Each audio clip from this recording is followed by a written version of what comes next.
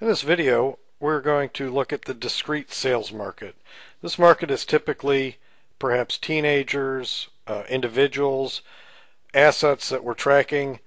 Typically the tracking device is going to be hidden from view, so it's not obvious that we're performing the tracking. Some key features in this discrete sales market are the history playback feature. Obviously we're going to want to look back at what was done when it was done.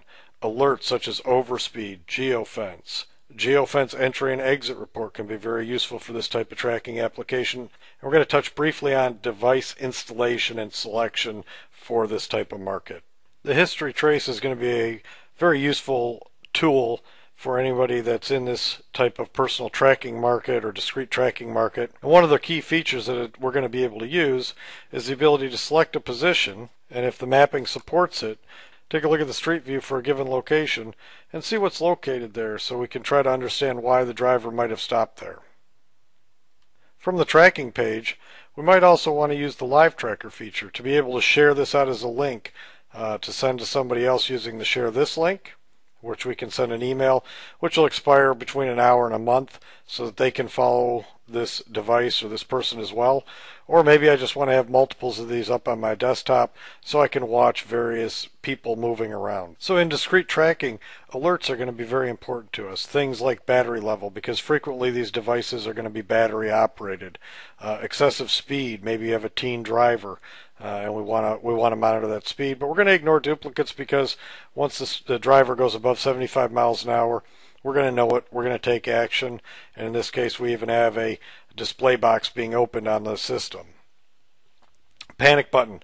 So if we're having a high value asset that's moving around with a personal tracker and is in a panic or in a dangerous situation, we want them to hit the panic button, and we're going to have some alerts pop up, we're going to have a sound go off, and we're going to send out some emails and SMS texts.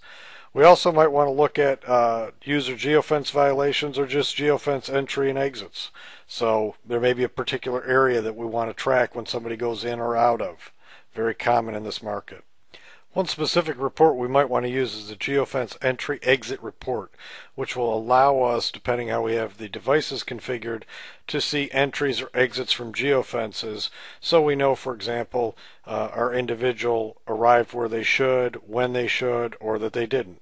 We can see in this example that our individual departed the Experience Naples geofence at 4:17 a.m. and entered the trolley yard geofence at 4:24 a.m. Again, for the discrete sales market, we want to be very careful with the device selection and installation so we match it with the needs of our customer. So things like personal tracking devices or portable devices, we're going to be concerned with battery levels, so there may be occasions where we need extended life batteries.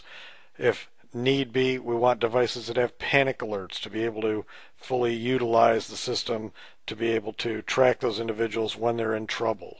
So we want to be careful as we're selecting our devices for this type of a market that they're easy to install or that they're personal trackers with sufficient battery life for what we're trying to accomplish. I hope this video has been helpful and that you have a better feeling now for selling in the discrete sales market.